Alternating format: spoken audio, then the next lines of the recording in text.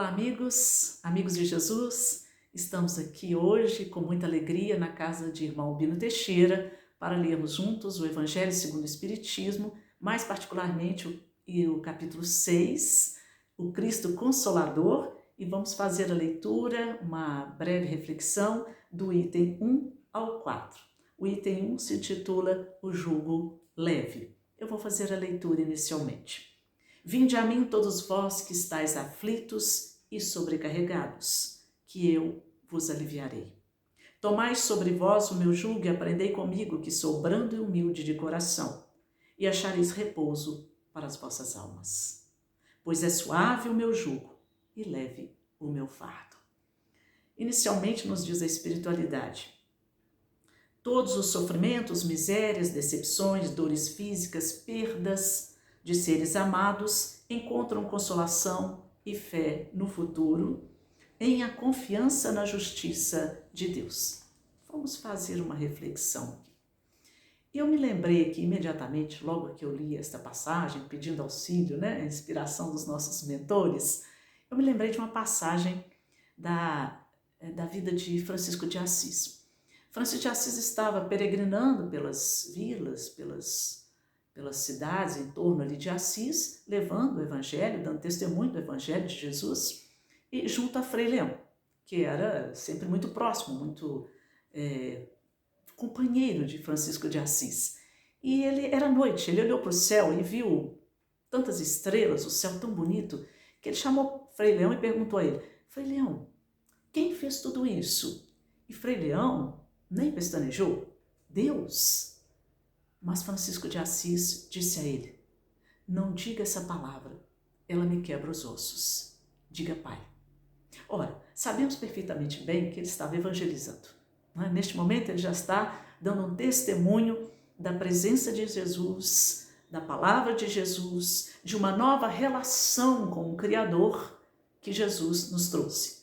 Pois antes, bem sabemos, nos textos bíblicos, os profetas, todos os testemunhos dados, era sempre de Deus como um pai muito severo, muito disciplinador, que exigia muito integralmente dos seus seguidores. Mas Jesus trouxe uma nova ordem. Ele nos trouxe Deus como aquele que nos acolhe, que é infinitamente amoroso, misericordioso e que tem toda uma expectativa de que a luz que está em nós, que é a assinatura de Deus, a assinatura do Criador, que é a centelha divina, que ela resplandeça.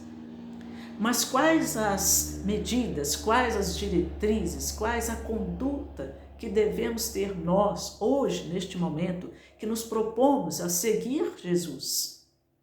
Quais os caminhos que devemos percorrer? Qual é a chave para adentrarmos nessa seara do Cristo? E veja bem, quando Jesus aqui nos coloca, ele nos conclama a irmos até ele. Ele conclamou quantas vezes? Nós conhecemos algumas passagens pelo Evangelho, pela literatura que a espiritualidade nos trouxe, por médiuns maravilhosos, com psicografias maravilhosas, mas nós sabemos não de tudo. Nós sabemos de muitas passagens que são exemplares, que nos confortam, que nos instruem, mas que nos oferecem até o rosto de Jesus. Mas como nos diz aqui, no Caminho, Verdade e Vida, na obra que Emmanuel nos traz aqui, com a psicografia de Francisco Cândido Xavier, quando nos traz aqui também na Luz Imperecível, que é uma obra maravilhosa, escrita sobre várias mãos, publicadas pela União Espírita Mineira, todas essas obras nos falam sobre o rosto de Jesus. Como no Livro da Esperança também, quando Emmanuel nos fala que devemos, sim, pensar em Jesus, trazer o rosto de Jesus à nossa mente, ao nosso coração.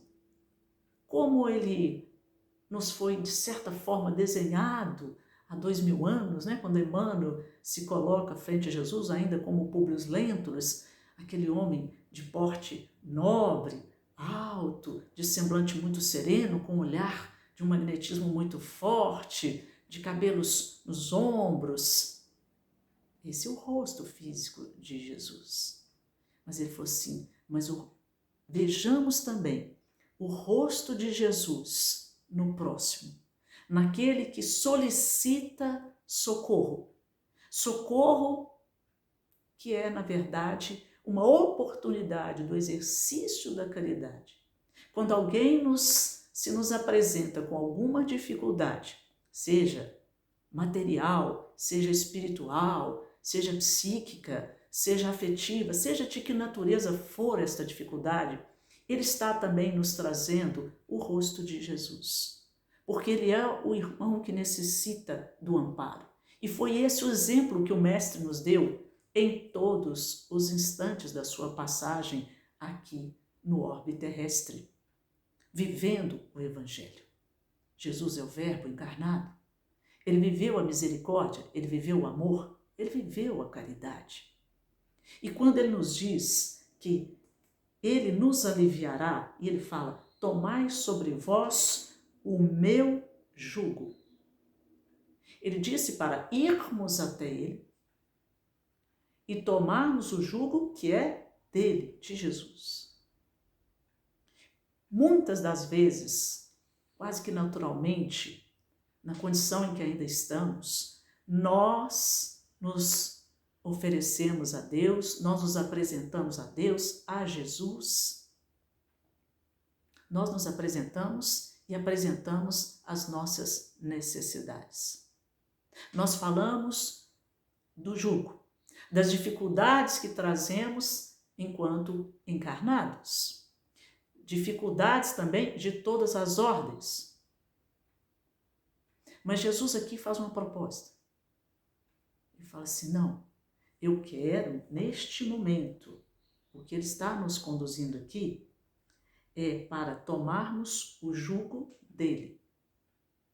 O jugo dele. Qual é o jugo de Jesus? Creio que são as leis de Deus. As leis de Deus. Por isso que ele diz que quando o jugo é leve, o fardo é suave, porque quando compreendemos as leis de Deus, quando fazemos o nosso esforço para cumprirmos as leis de Deus, cada um dentro do seu degrauzinho, cada um dentro da sua condição, cada um vivendo o seu livre-arbítrio, no sentido de fazer escolhas que vão gerar alegrias, que podem gerar dores, mas cada um dentro da sua condição no momento, que também traga para dentro de si, do seu coração, o jugo de Jesus, as leis de Deus, que é justamente a caridade. É a caridade, a mãe de todas as outras virtudes, como está no Evangelho, como está citado no Evangelho para todos nós. E a caridade também, como nos diz o Espírito Caritas, também no Evangelho, a caridade, como já falamos inicialmente, em todos os níveis. Se neste momento eu estou em condições de oferecer algo material para atender às necessidades da experiência num corpo físico, então que eu faça isso. Se eu tenho já a condição de fazer uma caridade no sentido espiritual, da prece, que é assim que eu devo proceder. Se eu consigo internalizar as palavras de uma prece e transformá-las em vibração, para que essa vibração se expanda e seja acolhida pelo plano espiritual e que leve auxílio onde for necessário, sem que precisar que eu dê inclusive endereço, então que seja assim.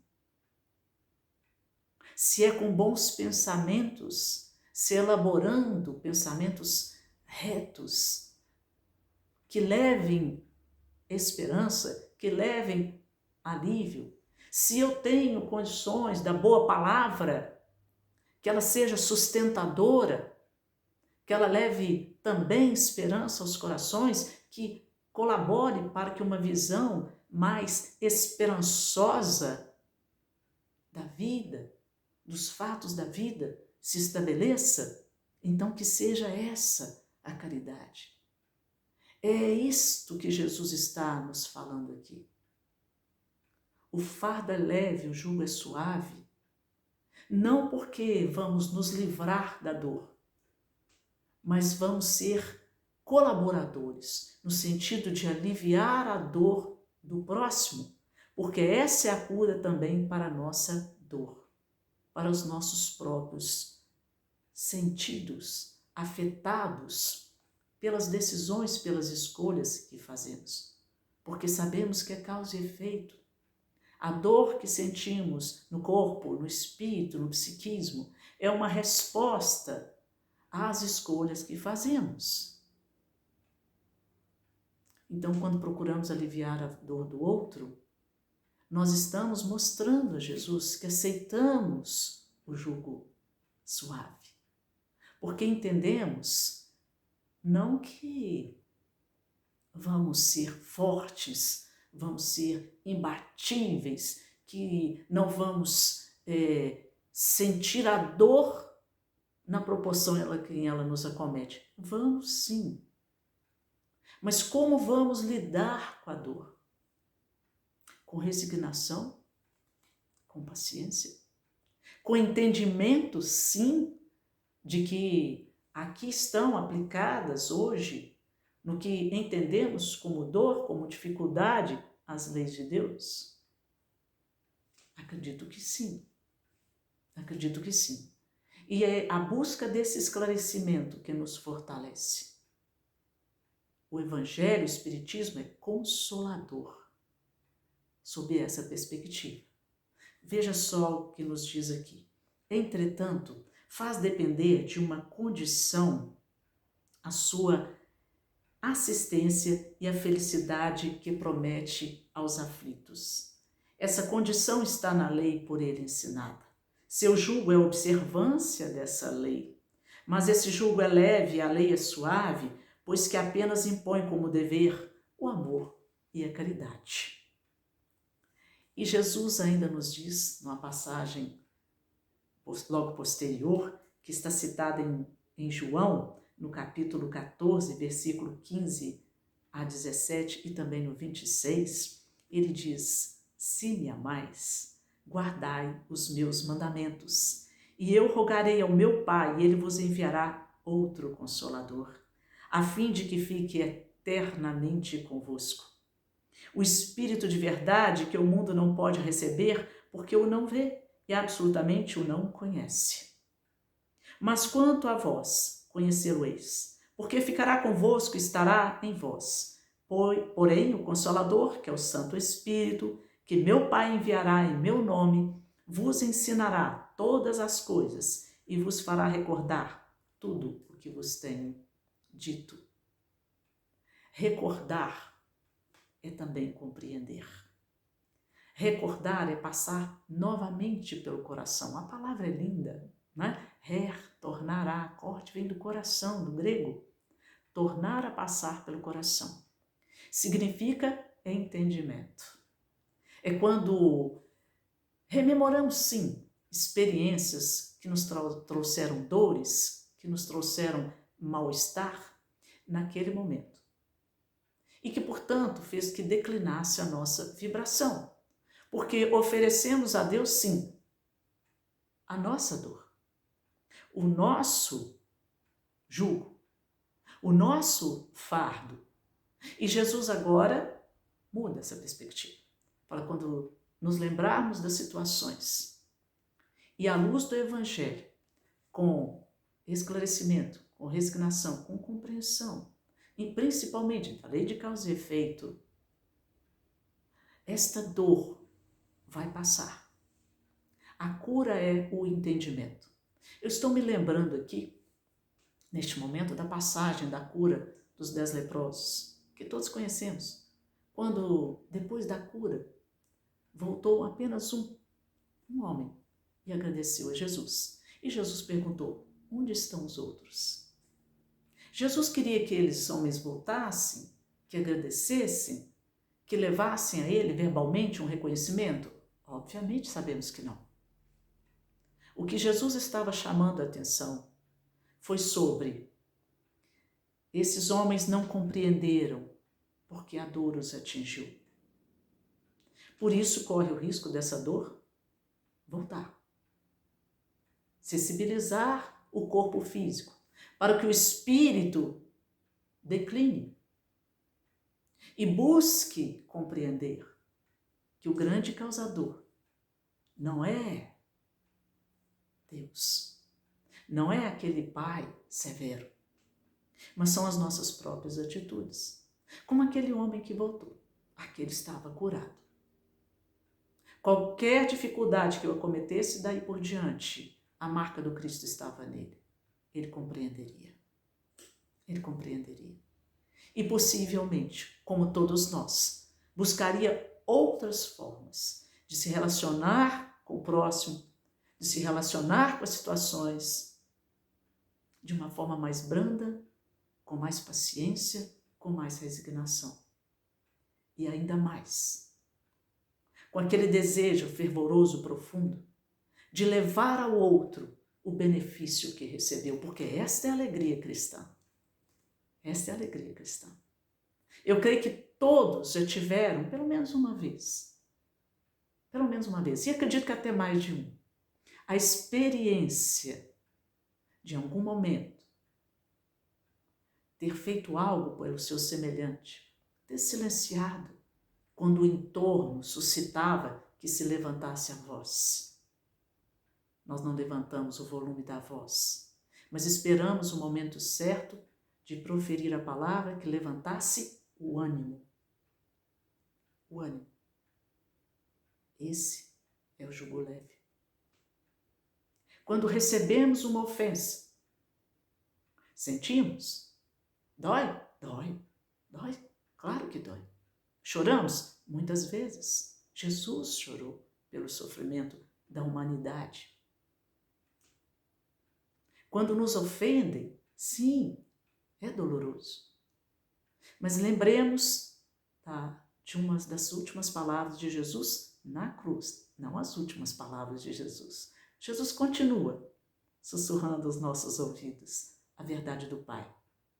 Ele pediu ao Pai, em som audível, que aqueles que estavam em torno pudessem ouvir e que essa palavra fosse registrada e chegasse aos nossos ouvidos hoje. Jesus falou ao Pai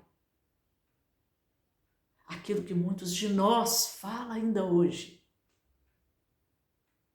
Ele mostrou que ele sabe o que vai no coração humano quando o sofrimento é grande, quando julgamos que o nosso jugo é poderoso, que ele está nos vergando. E vamos ao Pai, dizemos: Pai, por que me abandonastes?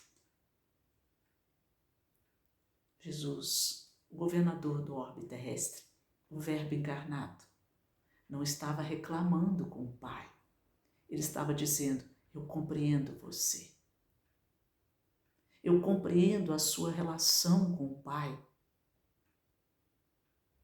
Mas essa relação vai se tornar mais amorosa a partir do momento em que não devolvermos a ofensa ao ofensor. Na mesma medida,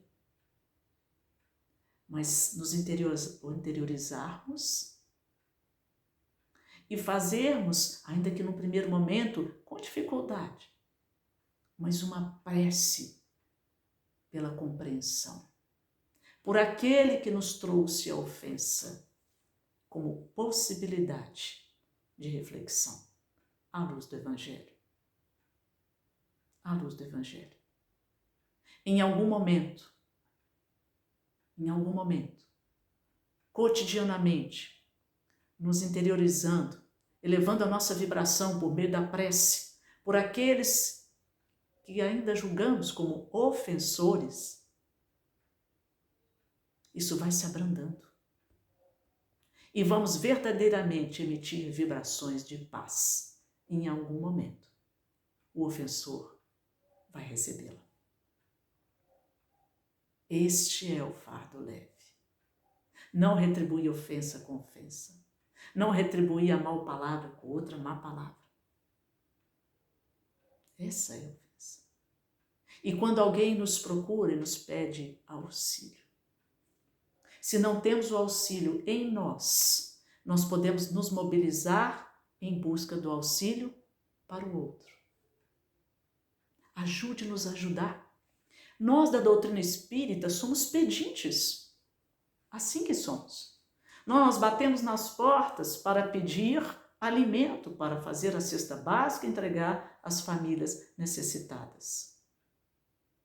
Peça fisicamente a sacolinha, peça. Todos nós já passamos, muitos de nós já passamos. Quem ainda não passou, sugiro, faça a experiência um dia da campanha do quilo. Um dia. O corpo sente, sente. Mas quando entregamos o alimento, pedimos humildade, batemos na porta e pedimos o alimento pelos mais necessitados, e depois quando percebemos aquela cesta bonita, entregue àqueles que vão ansiando pelo pão do corpo, nós estamos também entregando, auxiliando Jesus a se mostrar como o pão da vida, porque é caridade. A mãe de todas as virtudes nos ensina a espiritualidade. Com lágrimas, ainda que com lágrimas, ainda assim, desejamos o bem para toda a humanidade, para todos que estão em torno de nós, desejamos o bem para nós mesmos. Para nós mesmos. É um plantio. É assim que nos fala Emmanuel aqui, na lição 172, em Caminho, Verdade e Vida, ditada Franciscano Xavier, quando ele nos diz: lágrimas. Vinde a mim todos os que estáis cansados e oprimidos, e eu vos aliviarei. Jesus, citado aqui. Ninguém como Cristo espalhou na terra tanta alegria e fortaleza de ânimo. Reconhecendo isso, muitos discípulos amontoam argumentos contra a lágrima e abominam as expressões do sofrimento. O paraíso já estaria na terra se ninguém tivesse razões para chorar. Considerando assim, Jesus, que era o mestre da confiança e do otimismo, chamava ao seu coração todos os que estivessem cansados e oprimidos, sob o peso de desenganos terrestres. Não amaldiçoou os tristes, convocou-os à consolação. É o exemplo que o mestre nos dá. Muita gente acredita na lágrima, sintoma de fraqueza espiritual. No entanto, Maria soluçou no Calvário. Pedro lastimou-se depois da negação. Paulo mergulhou-se em pranto às portas de Damasco. Os primeiros cristãos choraram nos circos de martírio, mas nenhum deles derramou lágrimas sem esperança. Prantearam e seguiram o caminho do Senhor, sofreram e anunciaram a boa nova da redenção. Padeceram e morreram, leais na confiança suprema. É por isso que o fardo é leve e o jugo é suave. Confiança nas palavras, no exemplo e na promessa de Jesus, que nenhuma ovelha se perderia. Este é o redil de Jesus. É aqui que o pastor divino atua. Neste orbe, em muitos outros possivelmente, mas vamos pensar na nossa casa aqui. Nessa orbe que é uma escola, que é um hospital, que é o lugar que o Pai nos colocou para nos esclarecermos sobre as leis que libertam, sobre a lei que dá alívio, não aquela que algema. O que nos algema, o que nos materializa, densifica, são as paixões da vida na matéria. O orgulho, a vaidade. E o Mestre nos trouxe o Evangelho para que nós tenhamos essa sinalização, essa seta divina, esse roteiro sagrado para passarmos por essas experiências que necessitamos para a nossa evolução, mas com entendimento da suavidade do Cristo, do amor de Deus, personificado em Jesus. É assim, irmãos. Eu agradeço a oportunidade e peço a Deus que nos abençoe a todos e que tenham muita paz em seus corações.